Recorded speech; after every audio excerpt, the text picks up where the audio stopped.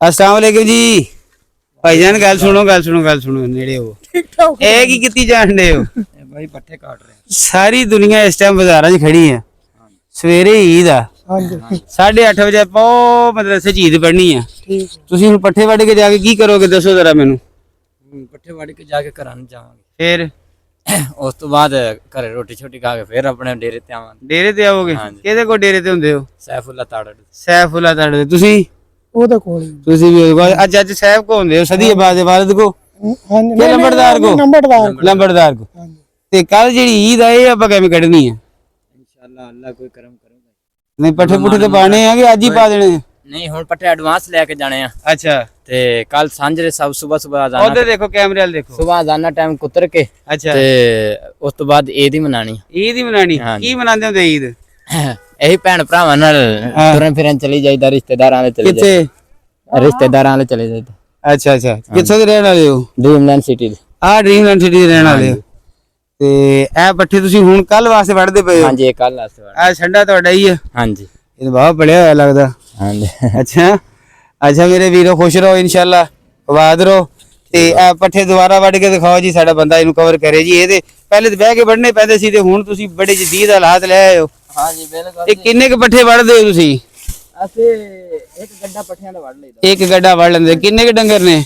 ਹੈਗੇ ਆ ਕੋਈ 10-12 ਡੰਗਰ ਹੈ। 10-12 ਡੰਗਰ ਨੇ ਤੇ ਅੱਲਾ ਖੈਰ ਰੱਖੇ। ਕੱਲ ਈਦ ਮਨਾਓਗੇ? ਹਾਂਜੀ इंशाल्लाह। चलो साढ़े वालों ਤੁਹਾਨੂੰ एडवांस ईद मुबारक। खैर मुबारक ਤੁਹਾਨੂੰ भाई ईद मुबारक। खैर मुबारक। अच्छा नाज़रीन, मैं आपके साथ बात ये करना चाह रहा था कि ये एक ऐसा 24/7 काम है जिसमें कोई छुट्टी नहीं है।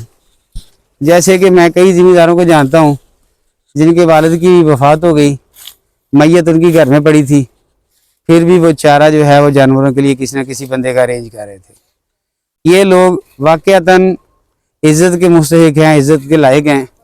हमारा इनको सलाम है। ईद हो, शबरात हो, जो मर्ज़ी हो, इनके काम में एक दिन के लिए भी छुट्टी नहीं आती।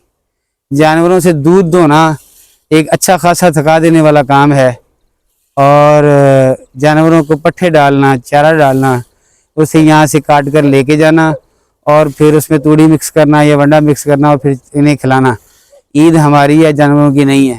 तो ये सारा एक मुश्किल तरीन मरला है जो ज़िम्मेदार को पूरा करना पड़ता है।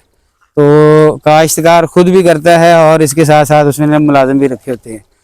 और ख़ास तौर पे ये काश्तकार और ये मुलाजिम जो चारा डालने पे जिनकी ड्यूटी होती है, बहुत ज़्यादा लायक इज़्ज़त होते हैं।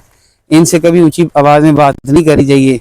ये अपनी खूह को मार कर, अपनी मैं को मार कर हमारे लिए दूध का बंदोबस्त करते हैं।